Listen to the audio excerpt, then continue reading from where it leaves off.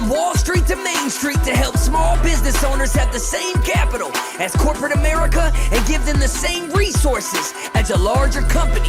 We cover business funding, business credit, scaling, business consulting, and much more.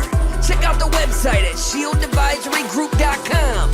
Welcome to the show, The Liquid Lunch Project.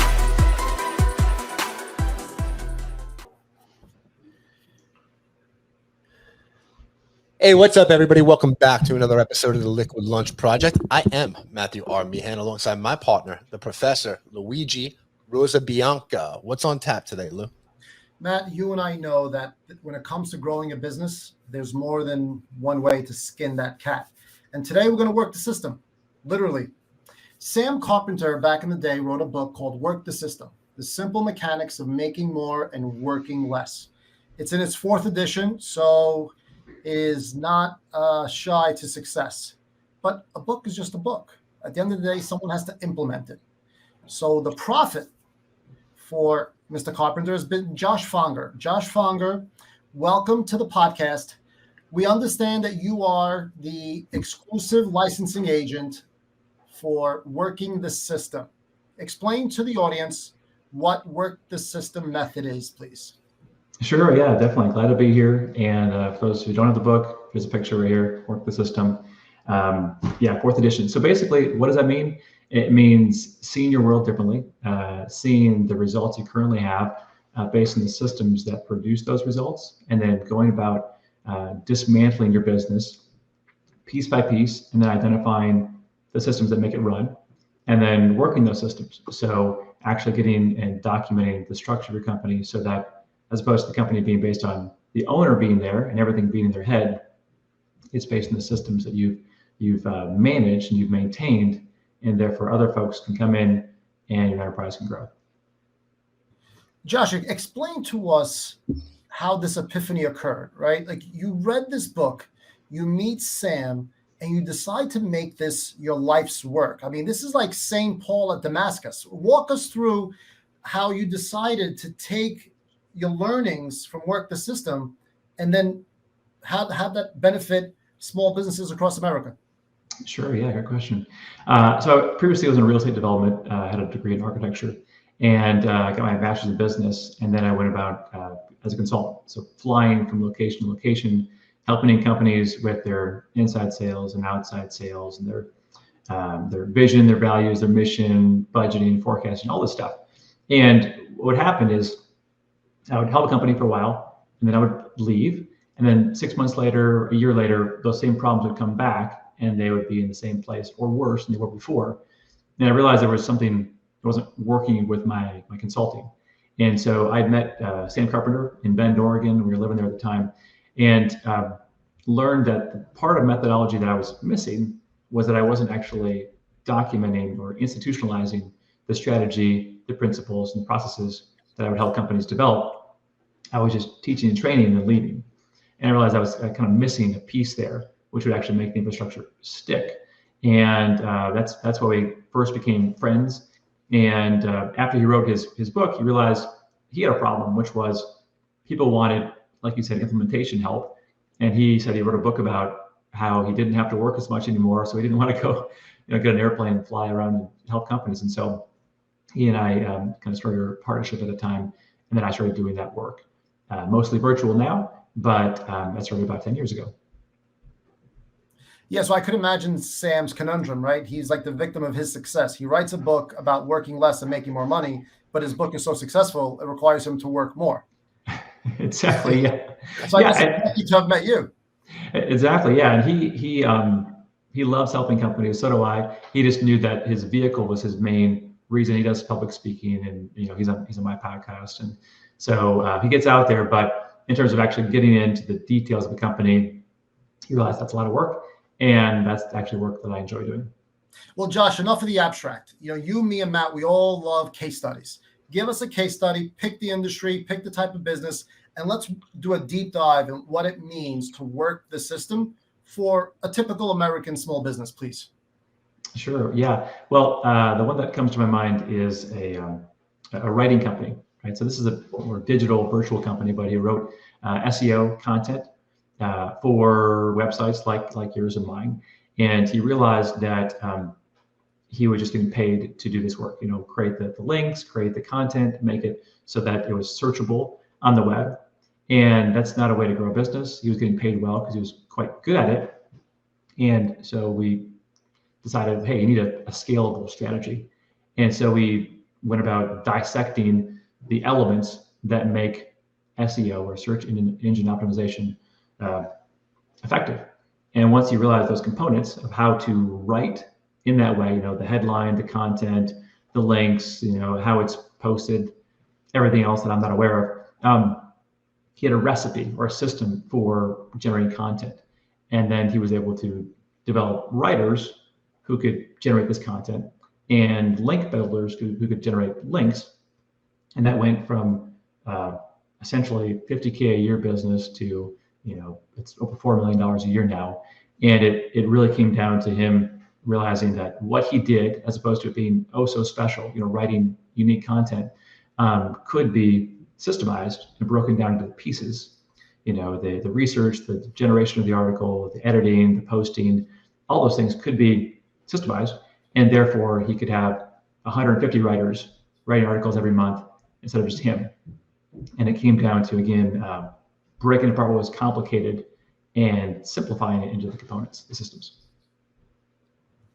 Well, like the executive chef that has a dozen restaurants, how does the owner of your writing company maintain the quality across the spectrum? Everyone has different writing skills and everyone has different cooking styles. So just because you give someone the recipe doesn't mean they can execute. So how do you maintain that consistency of brand as you're scaling? And again, audience, you could apply this to any industry in any field.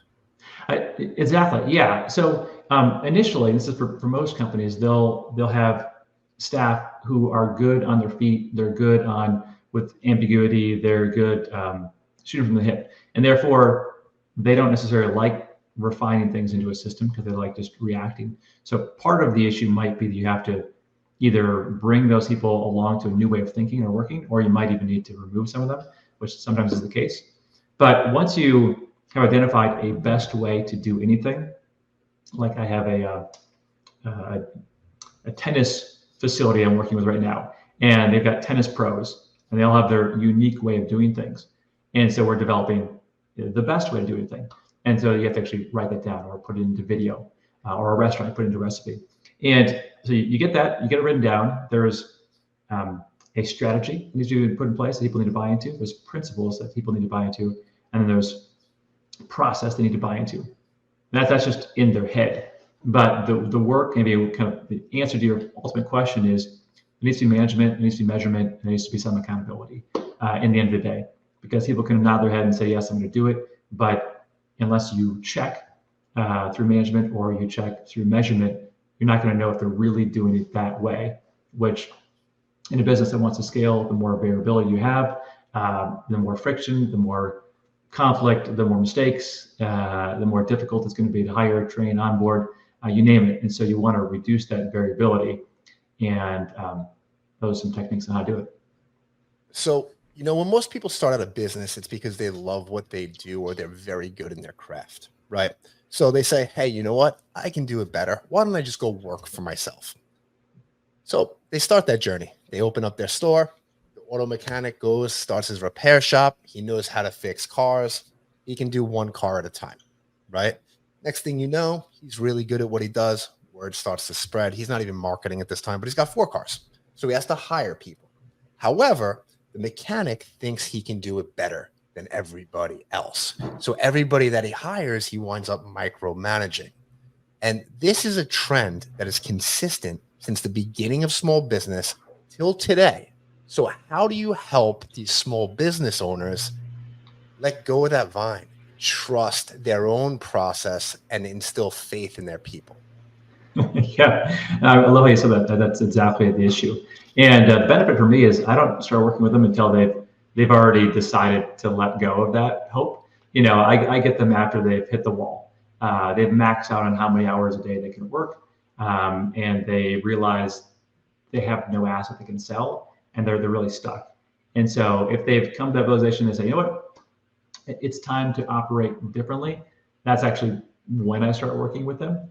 So I don't have to do a whole lot of convincing. They've already decided. And I try to, get them, we call it systems mindset, which is, hey, your business is not you. Your business is a collection of systems that produce a result. And so the only way you can produce that result is not you doing more work, which you realize can't happen. It's for you to produce better systems so that work can happen consistently. And that's, I've got an electrician I'm working with right now. And he went from one electrician, which was himself, and now he has 15.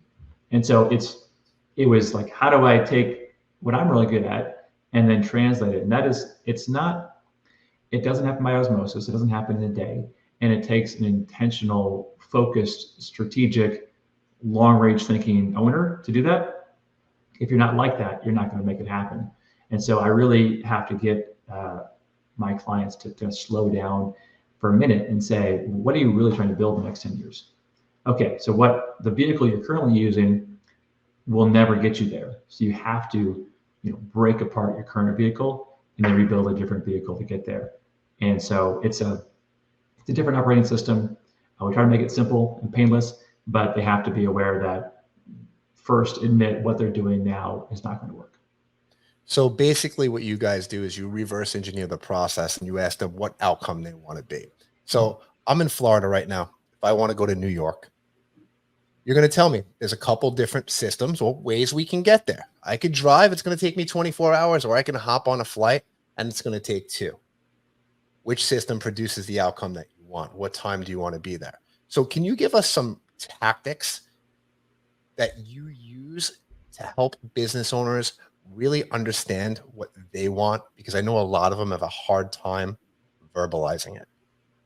Yeah, actually, I just went through it before this call. It's a dental, it's not a dental office, it's a dental research facility that produces these mouth guards to help people's overall health. And they've been in business for, I guess, 6 years, and they still haven't had a hockey stick growth. They just kind of just settling, right? And it was because they were just thinking about tomorrow. They were just thinking about how do we make payroll next week. They weren't thinking about what do we want to be 10 years from now. I think part of it is just giving them a different horizon. And if you're living hand to mouth, your horizon really is today, next week, next month. It's not beyond that. So I think kind of breaking up their daily pattern to have somebody from the outside looking in and say, where do you want to be in 10 years? Which is what I asked them. And then I said, your current model, what you're doing, is that going to ever get you there? And of course, the answer was no. They weren't operating in a way. It was a husband and a wife and a friend together working. It just wasn't going to happen, right? And so when I broke apart the components, who is your client? What are you selling them? How are you producing it? All the basic business 101 things. We realized that it was too complicated, right? Their interests didn't align with their customers' interests. And whenever you have misalignment, you have friction and you have inefficiency and you have low profitability.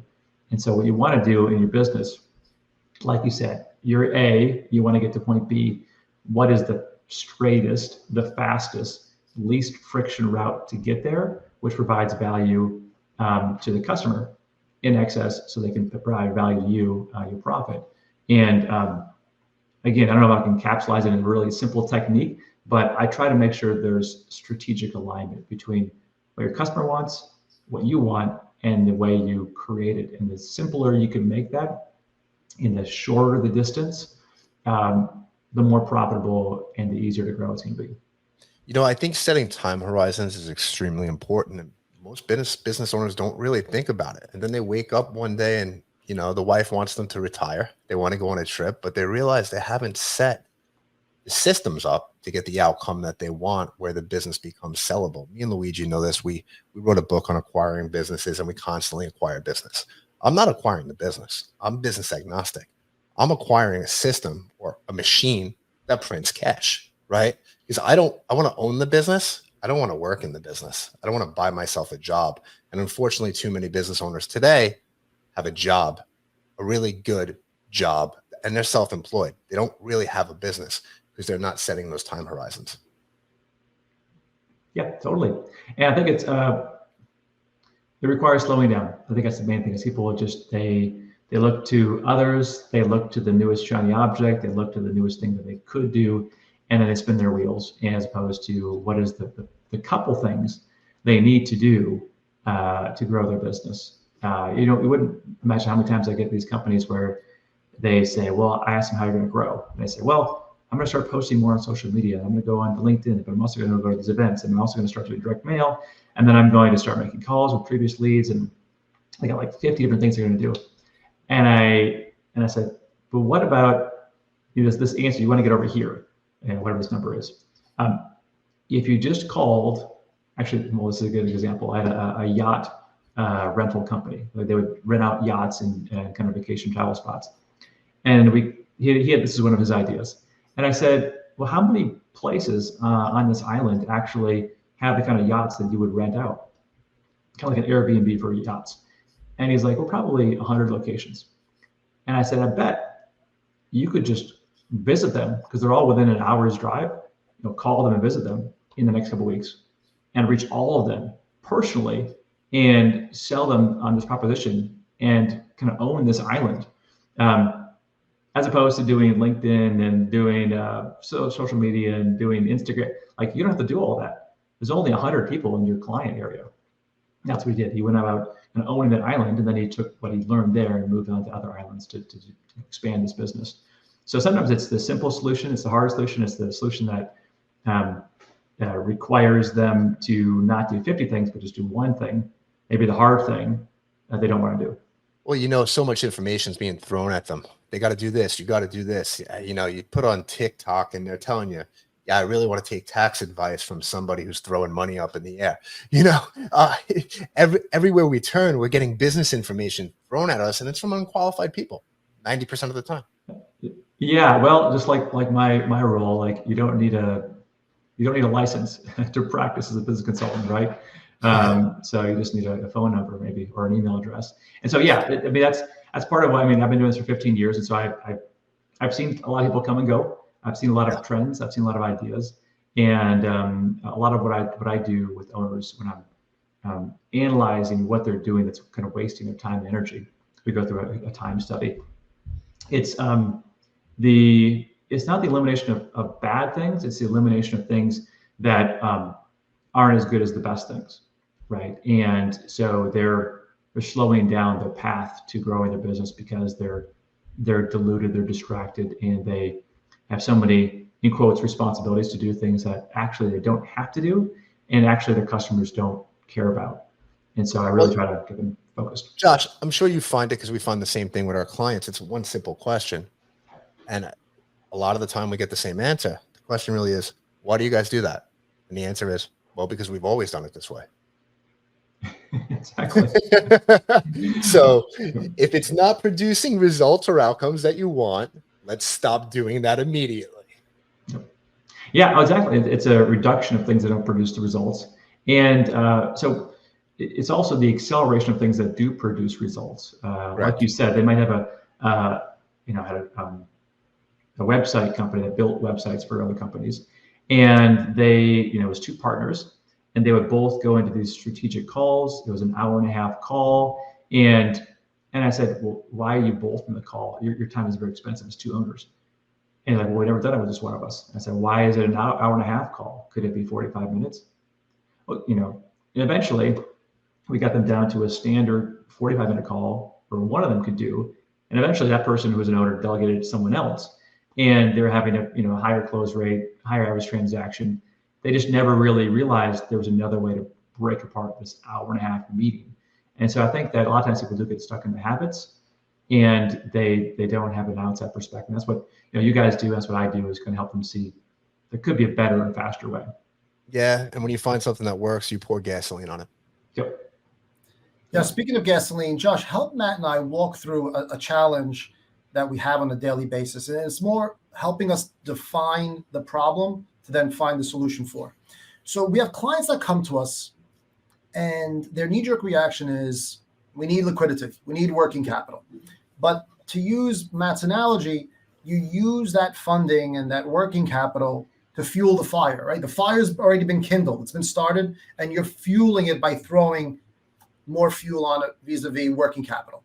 But if you've got two sticks that have not been kindled vis-a-vis operating procedures, or a business owner that's still kind of in the trenches, our humble suggestion to that client is bootstrap until you create those systems and processes. You understand what your business model is. You understand who your audience is. You appreciate who your competitor is.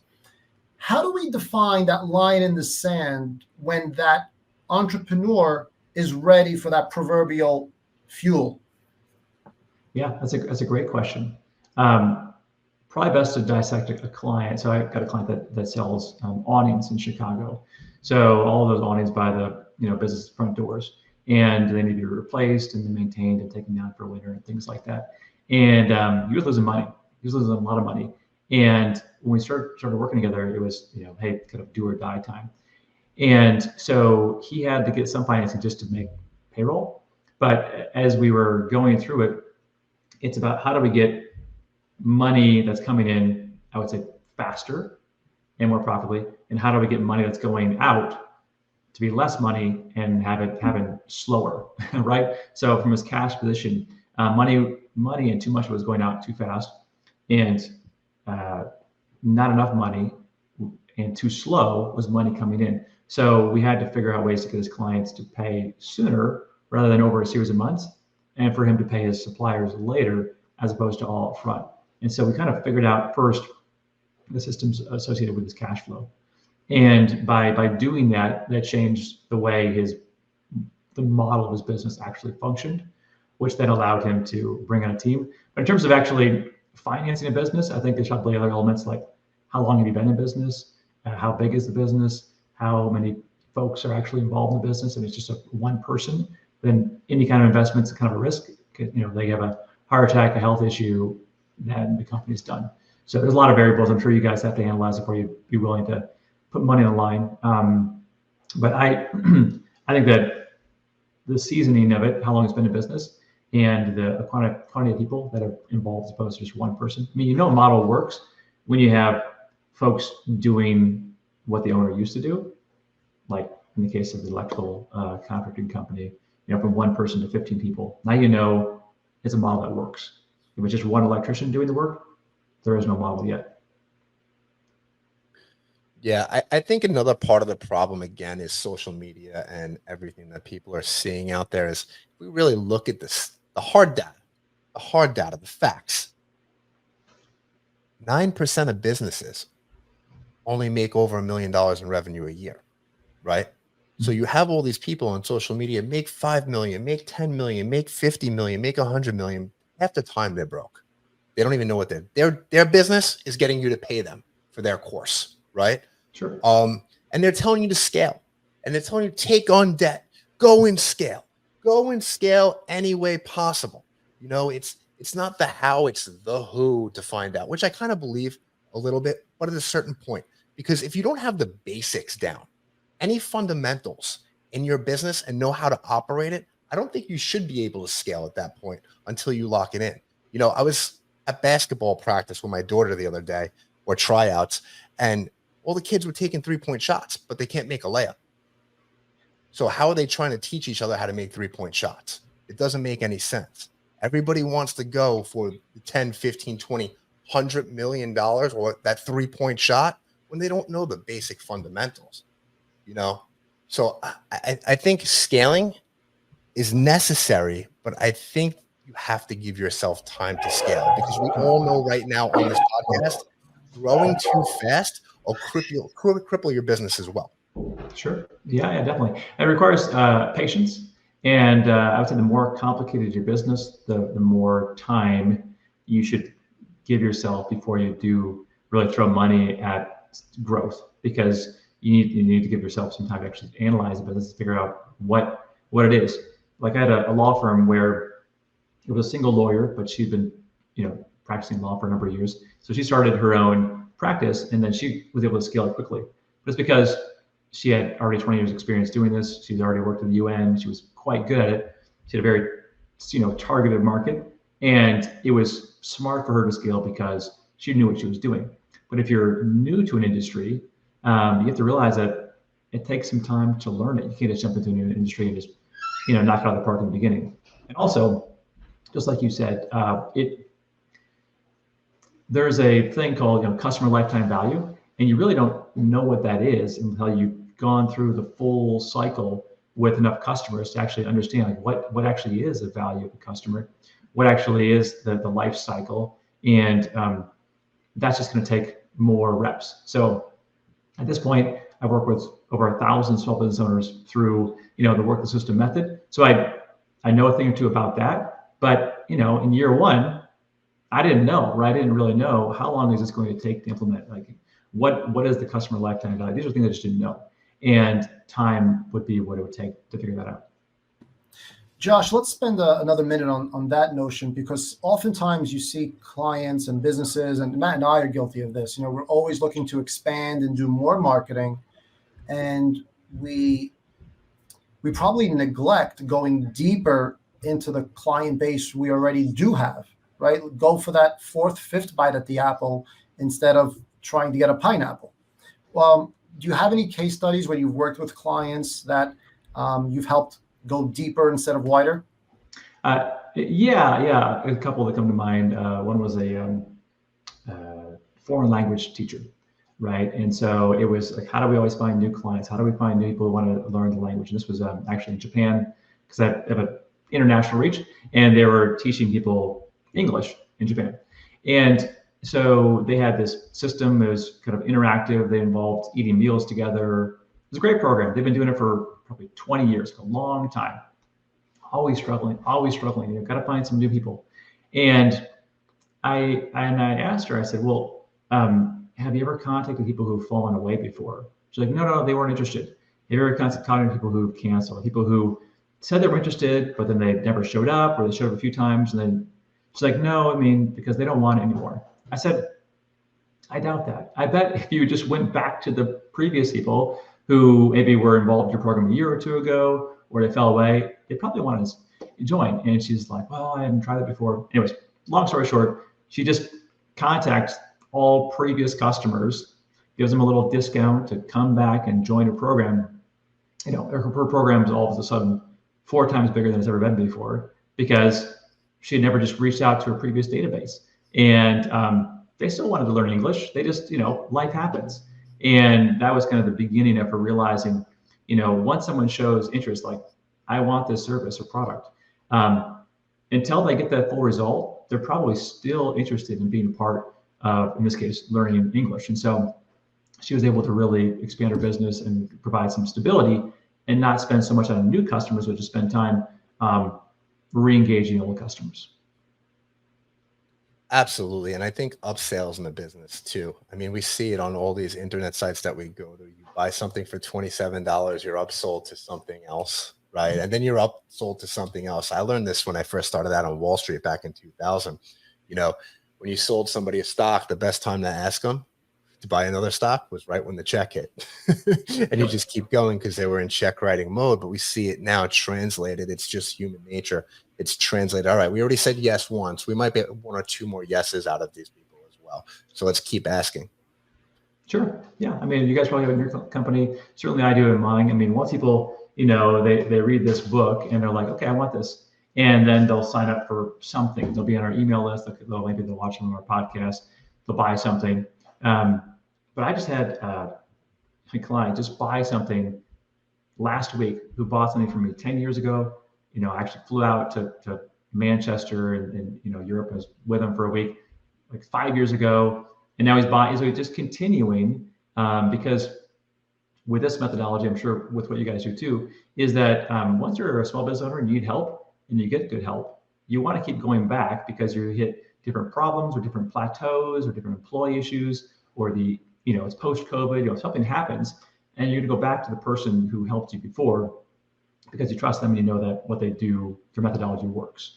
And so I think a lot of companies could do well to, really see customers as people they want to work with their whole life, not just in one instance. Absolutely. Josh, thank you so much for being here. Why don't you tell everybody where they can find you, how they can get the book, and get in touch with you on the socials? Sure. Yeah, definitely. So WTSenterprises.com is where you can go. There you can get the summary of the book for free, you get a podcast, you get a business systems assessment, a bunch of free stuff. And of course, you can always choose to work with me. Again, WTSenterprises.com. Josh, thank you so much. One question before I let you run. If you can give one piece of actionable advice to every business owner listening right now, what would it be? I would say to track out every single thing you do for 2 days. From the second you wake up till the second you go to bed, and then identify what can you automate, what can you delegate, what can you delete, what can you optimize, and you'll find there's probably a couple hours a day wasted that you can reinvest in your business. Josh, thank you so much. Everybody, that's a wrap for the Liquid Lunch Project. We'll see you on the next episode. Thanks, guys. Thank you for listening to the show. And make sure you subscribe, leave a review, and share it with a friend. We'll see you on the next episode of the Liquid Lunch Project.